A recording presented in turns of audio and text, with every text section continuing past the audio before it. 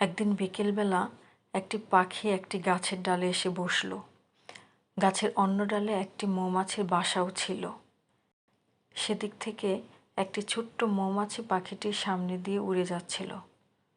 পাখিটি মৌমাছিটিকে কাছে ডেকে বলল, কেমন আছো মৌমাছি ভাই? মৌমাছিটি উত্তর দিল, ভালো। তুমি কেমন আছো? পাখি বলল, ভালো। অনেক দিন ধরেই তোমাকে একটি কথা বলবো বলবো ভাবছি।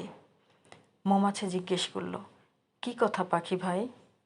পাখিটি বলল, মধুর জন্য তুমি কত কঠোর পরিশ্রম করো, কিন্তু লোকজন তোমাকে না জানিয়েই তা নিয়ে যায়। এতে তোমার দুঃখ হয় না?